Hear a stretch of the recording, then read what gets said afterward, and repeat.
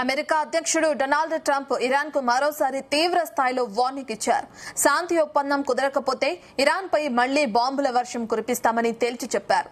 Hormuz ను close చేస్తే మీకు దేశమే లేకుండా చేస్తానని ట్రంప్ హెచ్చరించారు. డీల్ కుదరకపోతే హర్ముజ్ ను తమ ఆధీనంలోకి తీసుకుంటామని ట్రంప్ చెప్పారు. స్విట్జర్లాండ్ లో యుఎస్, ఇరాన్ ప్రతినిధుల మధ్య చర్చలు జరుగుతుండగానే ట్రంప్ ఈ హెచ్చరికలు చేయడం ఆసక్తిగా మారింది. ఇరాన్ కు మరోసారి డొనాల్డ్ ట్రంప్ వార్నింగ్. ఒప్పందం కుదరకపోతే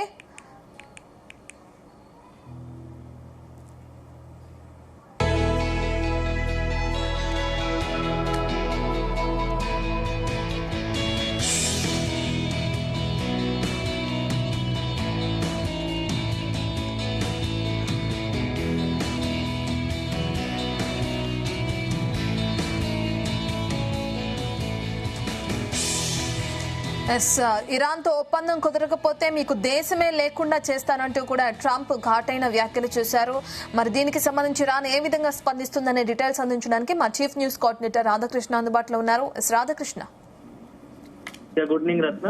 అమెరికా ఇరాన్ మధ్య ఒకవైపు చర్చలు, మరోవైపు యుద్ధ పరిస్థితులు కొనసాగుతా ఉన్నాయి. సో గత కొద్ది నెలలుగా కూడా ఇది పరిపాటిగా మారింది. సో ఇటీవలే అంతా కూడా ఒక వారం రోజుల క్రితమే ఇరాన్ అమెరికా మధ్య మొత్తంగా కూడా చర్చలు ముగిశాయి, చర్చలు ఫలప్రదమయ్యాయి. సో ఒకరికి రెండు దేశాలు కూడా సంతకాలు ఒప్పందం చేసుకున్నాయి, సంతకాలు పెట్టాయి. సో హర్ముజ్ కూడా ఓపెన్ చేశారు. సో అంతా సెట్ అయిపోయింది. ఇక పశ్చిమాసియాలో గత కొద్ది నెలలుగా నెలకొన్న ఉద్రిక్త పరిస్థితులు మొత్తం కూడా సద్దుమణిగాయి, ప్రశాంత వాతావరణం ఏర్పడింది. దీంతో పాటుగా హర్ముజ్ జలసంధి కూడా తెరుచుకోవడంతో పాటుగా వివిధ దేశాలకు రావాల్సినటువంటి వాణిజ్య నాయకులు తమ యథావిధిగా తమ సొంత దేశాలకు చేరుకుంటాయని చెప్పేసి అంతా భావించారు. సో ఒకవైపు ఈ మొత్తం యుద్ధ పరిస్థితుల కారణంగా అనేక దేశాలు ఇబ్బంది పడుతున్న క్రమంలో మొత్తం ఈ యొక్క యుద్ధానికి ఎండ్ కార్డు పడింది అని అంతా భావించారు. కానీ సీన్ కట్ చేస్తే 3-4 రోజులే కాలేదు, మళ్ళీ ఒక రకమైన ఉద్రిక్త పరిస్థితులు, యుద్ధ పరిస్థితులు ఏర్పడుతూ ఉన్నాయి. సో లెబనాన్ పై యుద్ధం, ఇజ్రాయెల్ చేస్తున్నటువంటి యుద్ధం కారణంగా ఇరాన్ మరొకసారి మొత్తంగా కూడా ఇక చర్చల ప్రతిపాదనకు ఫుల్ స్టాప్ పెట్టింది. అదేవిధంగా ఒప్పందం ఏదైతే కుదుర్చుకుందో దానికి మరొకసారి ఒప్పందాన్ని పక్కన పెడుతూ హర్ముజ్ జలసంధిని తమ ఆధీనంలోకి తీసుకుంది, హర్ముజ్ జలసంధిని మూసివేసింది. సో 2 రోజుల క్రితం ఈ హర్ముజ్ జలసంధిని మూసివేయడంతో మళ్ళీ పరిస్థితి మొదటికి వచ్చింది. దీంతో హర్ముజ్ జలసంధిని క్లోజ్ చేయడం పైన అమెరికా చాలా సీరియస్ గానే రియాక్ట్ అయింది. కాసేపటి క్రితమే అమెరికా అధ్యక్షుడు డొనాల్డ్ ట్రంప్ ఇరాన్ పై తీవ్ర స్థాయిలో విడుచుకోబడ్డ పరిస్థితి కనబడుతుంది. ఒక రకంగా తీవ్ర స్వరంతో ఇరాన్ మరొకసారి హెచ్చరించిన పరిస్థితి కనబడుతోంది. శాంతి ఒప్పందం కనుక కుదరకపోతే ఇరాన్ పై ఇక మళ్ళీ బాంబుల వర్షం కురిపించడం ఖాయం. ఒక రకంగా చెప్పాలంటే ప్రపంచ పటంలో ఇరాన్ అనేది లేకుండా చేస్తాము. ఇప్పటి వరకు మేము చాలా ఓట్గా వెయిట్ చూసాము. సో ఒప్పందం కోసం మా వంతుగా ఒక మెట్టు దిగి ఇరాన్ కి సంబంధించి అనేకమైనటువంటి విషయంలో ఇరాన్ పట్ల కొంత సానుకూలంగా ఉన్నప్పటికీ ఇరాన్ మాత్రం అవకాశం వచ్చినప్పుడల్లా వ్యూహాత్మకంగానే ఒక రకంగా అమెరికాను రెచ్చగొట్టేలా ఈ యుద్ధానికి సంబంధించి శాంతి చర్చలకు విఘాతం కలిగేలా ప్రవర్తిస్తుంది అని చెప్పేసి ఇరాన్ పై తీవ్ర స్థాయిలో మండిపడ్డ పరిస్థితి కనబడుతుంది.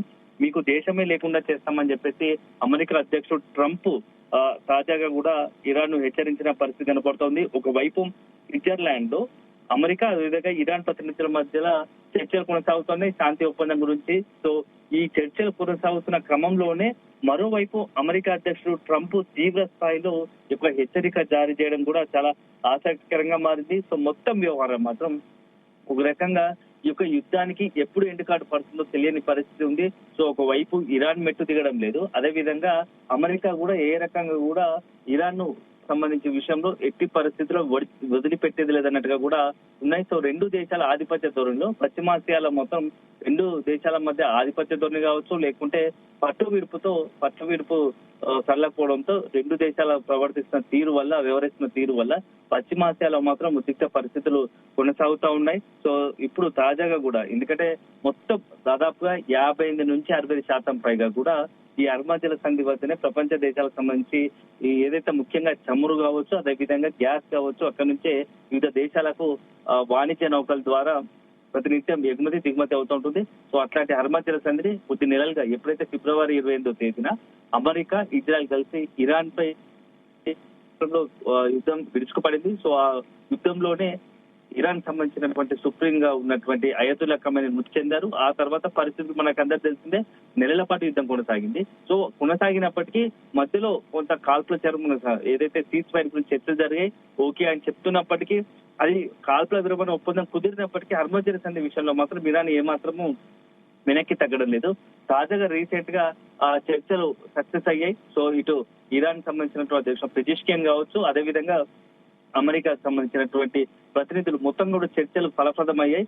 హర్మజ్ జలసంధి తెచ్చుకోబోతోంది, యుద్ధాన్ని ముగిసింది అని చెప్పి అంతా అనుకున్నారు. కానీ ఏం కట్ చేస్తే మళ్ళీ మొదటికి వచ్చిన వ్యవహారం అంతా కూడా సో ఏం జరగబోతా ఉంది. నిజంగానే కనుక ఈ రాబోయే 2-3 రోజుల్లో ఇరాన్ కనుక హర్మజ్ జలసంధిని కనుక పూర్తి స్థాయిలో అమెరికా ఇచ్చిన వార్నింగ్ ప్రకారం తెరవకపోతే మాత్రం అమెరికా నుంచి పెద్ద ఎత్తున ఒక రకంగా ఇరాన్ పై తీవ్ర స్థాయిలో దాడులకు తెగపడే అవకాశం ఉంది. అదే సందర్భంలో ఇక ఇన్ని రోజులు వేచి చూసినట్టు అమెరికా హర్మజ్ జలసంధి పైన పూర్తి స్థాయిలో తన నియంత్రణలోకి తన ఆధీనంలోకి తీసుకునేందుకు మాత్రం ఖచ్చితంగా ప్రయత్నాలు చేసే పరిస్థితి కనబడుతుంది. సో దాంట్లో భాగంగానే ఇరాన్ పైన తాజాగా అమెరికా అధ్యక్షుడు డొనాల్డ్ ట్రంప్ హెచ్చరికను మనం చూడాల్సి ఉంటుంది. సో అల్టిమేట్ గా వేచి చూడాలి. సో ఇంపాక్ట్ మాత్రం ఇట్లా కొనసాగితే ఇరాన్ సంబంధించి మాత్రం అమెరికా కనుక యుద్ధం చేస్తే దాని ఇంపాక్ట్ మొత్తం మళ్ళొకసారి పశ్చిమాసియాలో ఒక రకంగా గంభీరమైనటువంటి యుద్ధ పరిస్థితులు ఉంటాయి. సో ఇరాన్ కూడా అవకాశం మేరకు ఒకవైపు అమెరికా యుద్ధం చేస్తా ఉంటే ఇటు ఇరాన్ కూడా ఇటు గల్ఫ్ కంట్రీస్ టార్గెట్ గా ఇజ్రాయెల్ టార్గెట్ కూడా మరింత దాడులకు ఇవ్వబడే అవకాశం ఉంది. ఆ దాడులకు జరిగితే మాత్రం యుద్ధం మరొకసారి పతాక స్థాయికి చేరే అవకాశం ఉంది. దానివల్ల అల్టిమేట్ గా ఇప్పుడు భారత్ తో పాటు అనేక దేశాలు కూడా ఈ యొక్క వాణిజ్యంగా పరంగా పూర్తి స్థాయిలో మరొకసారి ఇబ్బందికర పరిస్థితులను ఎదుర్కొనే అవకాశం కనబడుతుంది. ఎందుకంటే ఒకవైపు గ్యాస్ కావచ్చు, చమురు కావచ్చు, ఇప్పటికే చమురు గ్యాస్ కొరత వల్ల భారత్ అనేక రకమైనటువంటి ఇబ్బంది పడుతూ ఉంది. సో ఇప్పుడు కనుక మరోసారి యుద్ధం కనుక తీవ్ర స్థాయిలో జరిగితే దాని ఇంపాక్ట్ మరింత తీవ్రంగా ఉండే అవకాశం కనబడుతుంది.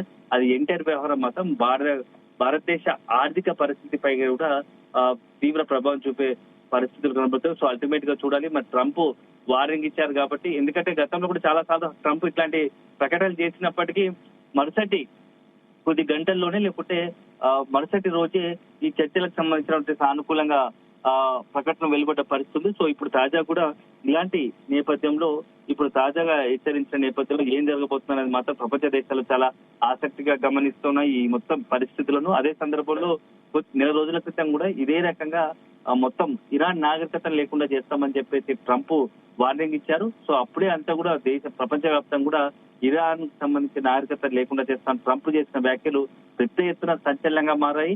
సో ఇప్పుడు మరొకసారి అలాంటి ప్రకటన రావడంతో ట్రంప్ తదుపరి స్టెప్ ఎలా ఉండబోతోంది ఇరాన్ విషయంలో అనేది మాత్రం ఆసక్తిగా మారిందని చెప్పాల్సి ఉంటుంది రత్న.